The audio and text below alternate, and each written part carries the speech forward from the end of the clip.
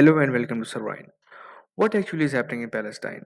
Every one of us had think about at least once, but has anyone thought that why is this happening in Palestine? In today's video, we are going to discuss some historical points to clarify and understand how Israel was established and why this spirituality is happening in Palestine now. Subscribe to our YouTube channel because many more informative videos are on the way. Let us begin our journey from 1993, when Palestine and Israel were too close to draft a peaceful solution between them. But what actually happened after that? The situation became worse and resulted in a war between two countries. You must have heard how mutually Hitler treated the Jews, but the crisis against the Jews is older than this. It is said that the Jesus Christ was born in a Jewish family, and some Christians believe that Jews wanted to crucify Jesus Christ. This myth continued for generations among the Christians, and when crusades happened, Christians killed millions of Jewish. After 1800, this hatred against the Jewish was not only because of their religion. In fact, the Jewish was considered to be a separate ethnicity as well. In the late 18s, because of all these factors, Jewish from all around the world started to think that no other country was accepting them, so they should occupy a separate piece of land to live their life peacefully. From 1870s, there were many organizations who were demanding a separate land for Jewish community. And in 1896, a journalist named Theodor Herzl started a new movement which he mentioned in the pamphlet that he published in 1896, and he named this movement as Zionism. Because of all these reasons, the first large scale migration of Jews was seen in 1881 in the area of Palestine. Now, a question arises that why they choose the land of Palestine? It is because the land of Palestine is very holy for the Jewish, as Jerusalem is there. The point to be noted here is that there was no Israel, Gaza, and Western Bank at that time. The whole area was called Palestine and was under the Ottoman Empire. In the Ottoman Empire, more or less, the Christians, Muslims, and Jewish people were living peacefully because most of the land was empty and there were only few settlements in that area. Let's continue our journey from 1915 when World War I started. The British, French, and Arab revolutionaries were fighting against the Ottoman Empire. The British Empire offered the land of Palestine to the Arab revolutionaries if they supported the British in World War I. On the other hand, Arab revolutionaries were fighting to create a unified Arab country from Syria to Yemen. The British promised the same thing to Jewish will help the Jewish community to create a separate country for them if they supported them in World War I. Why did they do so? So that they can appease the American Jews and influence the American politics. But in reality, the British made a secret deal with French. After the fall of Ottoman Empire, the British and French divided the area of Middle East between themselves only. In the same time, Hitler gained power in Germany, and millions of Jews were killed in the genocide.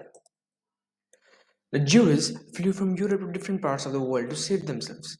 Most of them flew to Palestine. The British first let the Jews into Palestine, but after some time they started to stop the Jews to enter the territory of Palestine. Because of this, an Israeli nationalist movement started in Palestine. In 1940s, another movement that is named as the Palestinian National Movement started there. And the Palestinians were also demanding their own country now. In 1948, the British government realizes that it's enough now, and the situation is not under their control anymore. Our responsibility was given to the United Nations that they can divide the land of Palestine between the Israeli organization and the Palestinian organization. The United Nations represented a plan in which they showed the area that will be included in Israel and the area that will be a part of Palestine. This plan was released in 1947. In this plan, 55% area was allotted to Jewish territory and 45% area was under the Arab-Palestinian country. The Jewish people accepted the plan represented by the United Nations, and as a result, a country named Israel was established. Unfortunately, the other neighboring Arab countries were not happy with this plan of United Nations, as they thought that this is a plan of British to continue their colonialism, so they started a war against Israel, saying that they will give no part to Jewish in the land. This war is named as First Arab-Israeli War of 1948. In this war, more than five countries were fighting against a small newly merged country. Israeli people recalled the history and they knew that people of world don't treat them well. If today they didn't fought for themselves, they would not be able to survive ever. So they fought this war with everything that they had and by using their full potential. Surprisingly, at the end of this war, Israel won. After the end of war in 1949, all those parts that were included in Palestinian territory according to the UN plan were captured by Israel, including the West Jerusalem. It meant that the Palestinians did not have enough space to live, and more than 7 lakh Palestinians left their home and became refugees in Arab countries. This is named as 1948 Palestinian Exodus. In 1967, Second Arab-Israeli War started. This war lasts for 6 days and Israel managed to win this war easily. In the result of this war, not only the West Bank from Jordan and Gaza Strip from Egypt were occupied, but the peninsula gets occupied by Israel as well. Meanwhile, the people of Palestine still wanted a separate territory. As a result, in 1964, an organization named Palestine Liberation Organization came into being. Initially, they struggled through armed attacks using weapons to get their own country. They also wanted to erase the existence of Israel from the world map. Because of this mindset, Israel and USA named this organization a terrorist organization. Now it depends on everyone's perspective to call them terrorists or not. From one perspective, they were terrorists, but from the other perspective, they were doing right to get their own land. In 1974, PLO was officially recognized by the General Assembly to be the representative of people living in Palestine. In 1979, peace talks between Egypt and Israel were successful, and Egypt became the first Arab country to recognize Israel. After this, the whole peninsula area captured by Israel was returned by Israel. The Prime Minister of Israel and Egypt were awarded a Nobel Peace Prize for this act. But unfortunately, the Egyptian Prime Minister gets assassinated after 2 years by the right wing extremist group. It has been 10 years that the Israel has occupied the Gaza Strip and the West Bank. During this period, many Israelis started to establish colonies in the West Bank and live there permanently. Israeli government was supporting those people directly or indirectly. Some Israeli nationalists claim that the whole Western Bank is theirs now.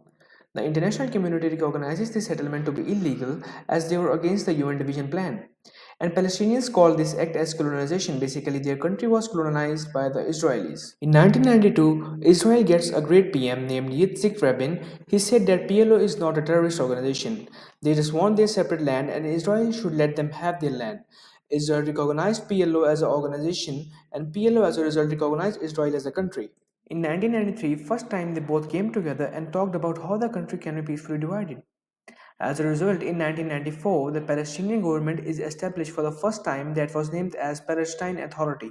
But at this point, Israel had made many permanent settlements in the area of West Bank. So the Palestinian people were living in bits and pieces. It was then decided to divide the area of West Bank into three parts. Area A will be under the control of Palestinian government, while Area B will be under the control of both the governments, and Area C will be under the control of the Israeli government. At this point of time, Israel and Palestine were very close to each other to come up with a peaceful solution.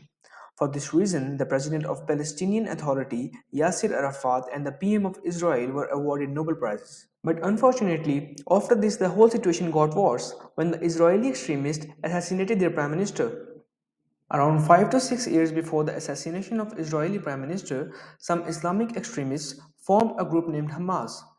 They claimed that the PLO is being too secular and compromising a lot with Israel, but in reality, they wanted to erase Israel from the world's map. Hamas group decided to boycott the elections of 1996, but they also carried out suicide bombing in Israel, because of which the dominance of the extremist group from both sectors arises, and polarization increased.